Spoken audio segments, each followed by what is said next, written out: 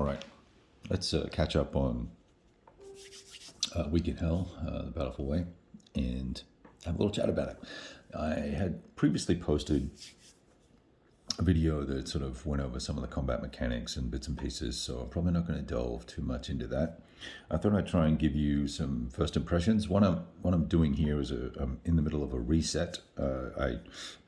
I realized that there was probably a more effective way for me to be playing as the Marines, and there was clearly no way that the Marines were going to be as successful as they needed to be to get some sort of victory, whether it was a win or otherwise, or a major victory, whatever the case may be.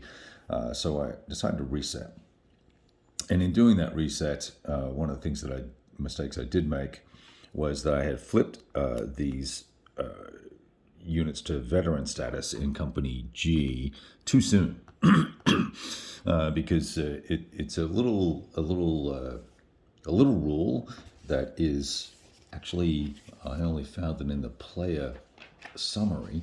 I haven't been able to necessarily find it in the rules specifically. Is that it's on the night turn, night phase 5, and I wasn't sure necessarily whether that meant game turn 5 of day 5, or whether that was the turn after it was eligible to be flipped. So there was some confusion there, and I may or may not have done it incorrectly. So I'm sort of pausing for the moment, rereading the rules to work that out. And there's a number of little issues like that, issues similar to that in the rules. Do the victory points for capturing these zones equate to the number of points in this circle, so 3 VPs, or is it just 1 VP per red zone? That's not specifically called out in the rules. And the only reason I question it is that the VP track only goes up to 10, or actually 9. And there's just a single VP counter that I can see. So there's not another one that lets you get into the teens or anything like that with a second counter. So a little unclear on that. And given sort of some of the other modifiers to the victory conditions, I am assuming it's only 1 VP per red zone, of which there's 1, 2, 3, 4, 5, 6, 7 on this particular part of the map. And then there's 2 optional zones on the right there, which would make it 9 VPs if you got all of them. So it makes logical sense that that's the case. But there are malices that are applied for the number of uncontrolled zones, enemy zones, and you add up the value of those zones, which can be a lot if you don't control the majority of them. And it's not the number of unique zones, it's the number of the value in these circles. And if that adds up to 10 or more, you subtract 2 from the victory points. Funnily enough, if it's 5 or more, you subtract 2 as well. So I think that's an error. I'm not getting on BGG again to try and find that particular rule, or if the question's been asked, I'm just going to assume it's wrong, and we'll kind of roll with it. Now, having said all that, and other little, rules discrepancies like that, there's a few counter errors where we've got hit laid out incorrectly. It's hit correct, printed correctly on this side, but it's incorrect on that side. Aside little niggles like that, this game plays very quickly. It's very simple. And once you've played a full turn or 3 or 4 phases, you'll realize that there's a very specific way that combat needs to be executed that puts the American Marines at risk for the initial round of combat, but then in the subsequent rounds, they can bring more firepower to bear. And the way I'm looking at that is that as a unit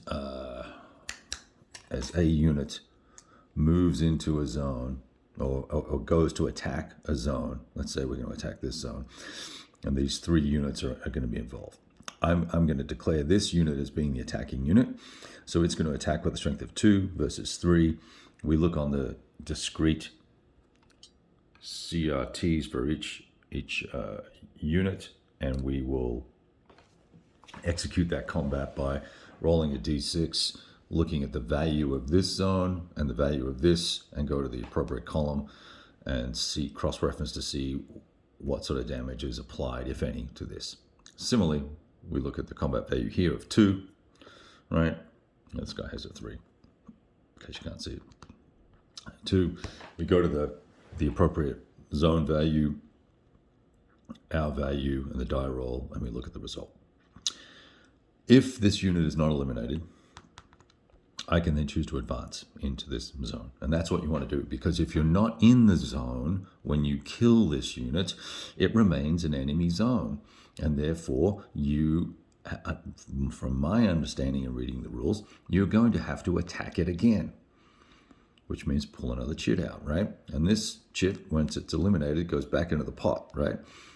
But if I do this, if I move in, and then I say, you know what, I'm going to apply, this is going to be my assault unit, this is going to be my support unit, and what the heck, I'm going to have this guy in reserve.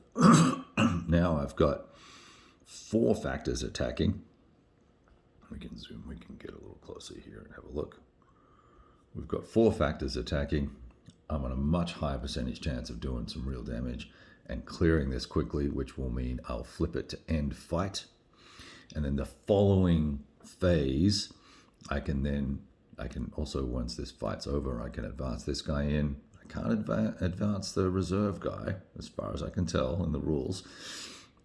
So then I can advance this guy in. We can clear this hex, and it becomes US controlled. And that takes this counter out of the random chip pool bucket, which is here. And they're literally out of the fight, right? So that's a good thing. So now I can control this zone. Now the next time I want to fight, if I want to attack this zone up here, and if I do want to have a reserve unit, because I can switch the reserve unit with the support unit at will, say this guy takes damage, I might want to switch this guy out, and we can do that so that I can sort of spread the losses around and not have to retreat out of the zone.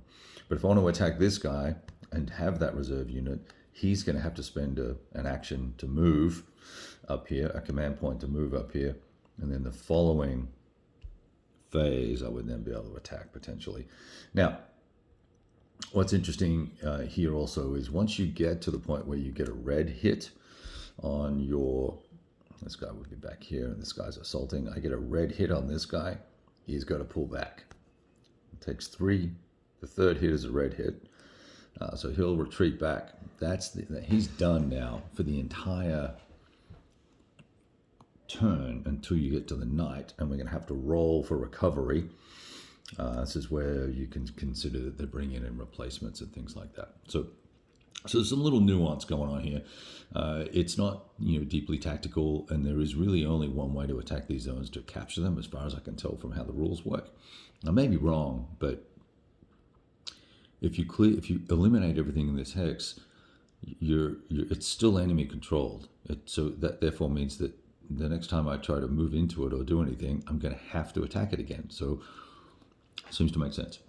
The thing that throws the curveballs and gives you the feel for the challenges that the Marines faced here is number 1, infiltration.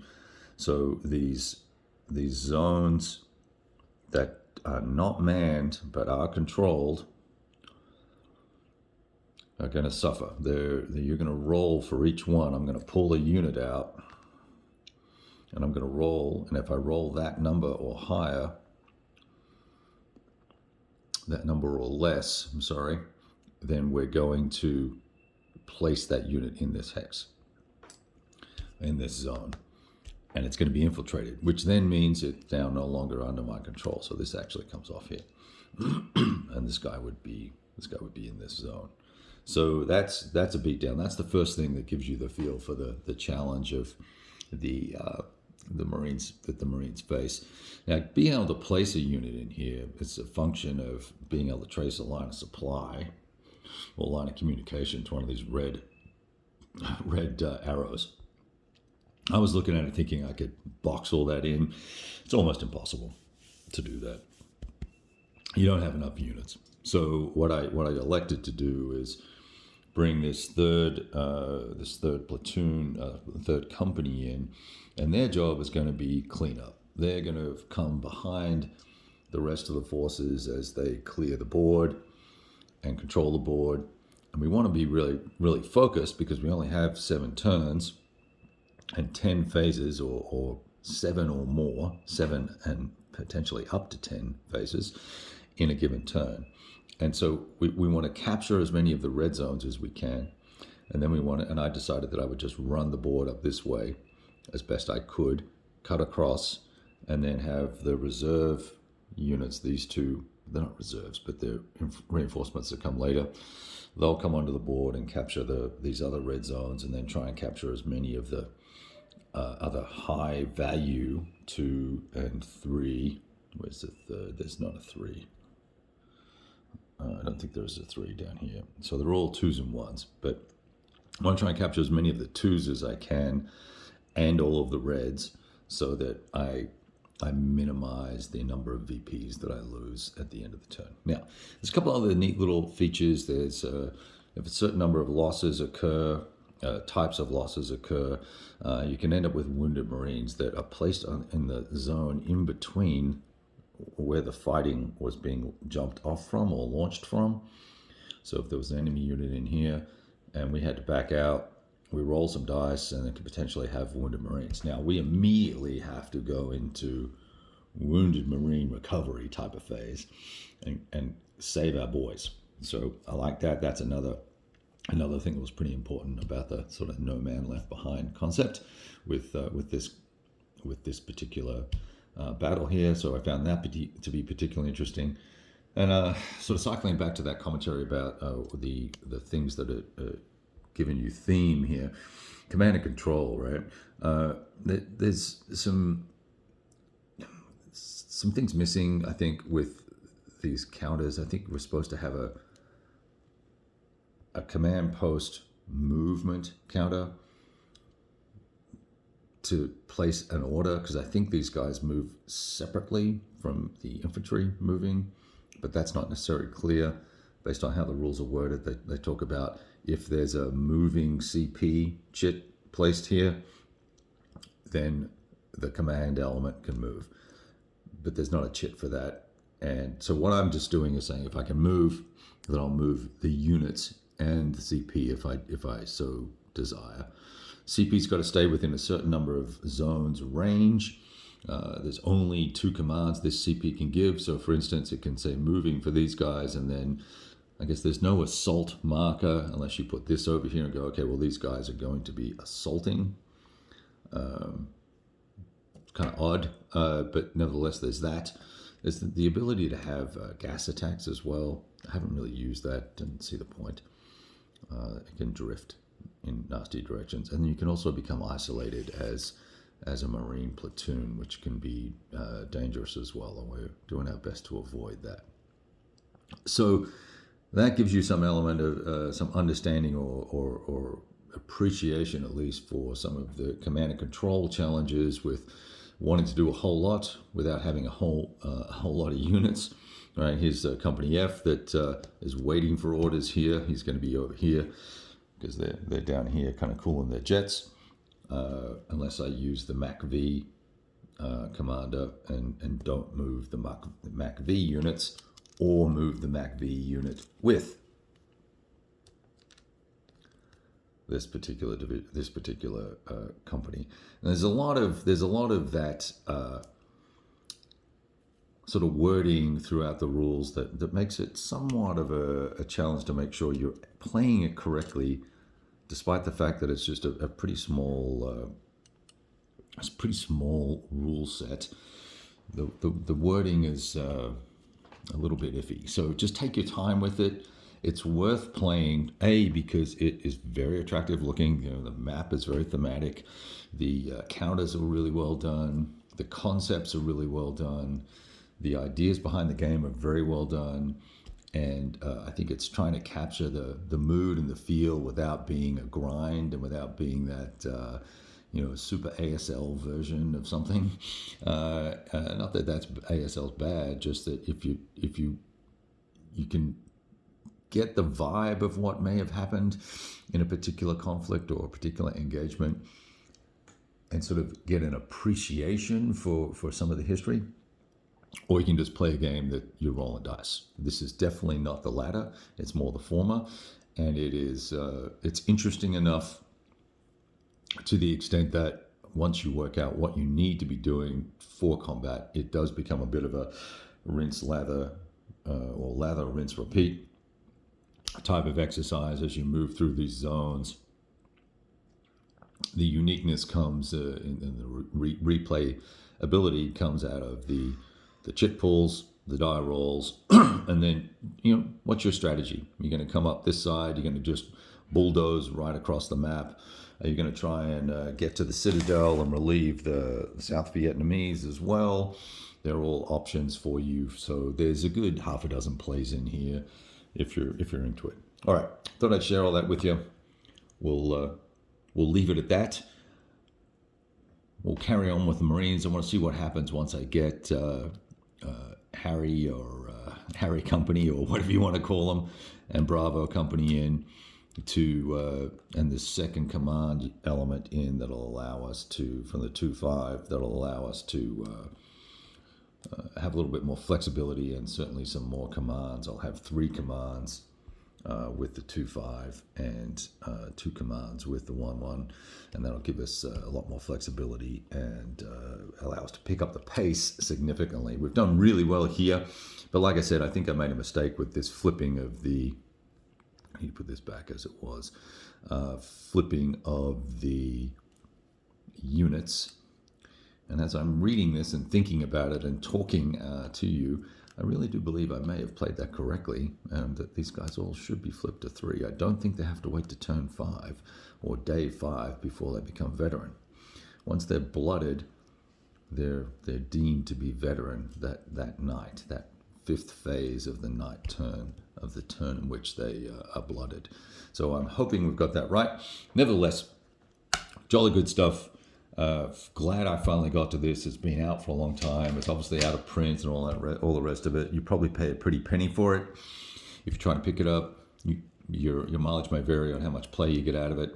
I didn't really discuss the whole reinforcement side of things over here, but there's a neat little convoy mechanic that has to occur over here, or you can fly dudes in via helo. That's an option as well. Requires a die roll, so you may or may not be successful with that. Anyway, thought I'd share all that with you. Take it easy. Ciao.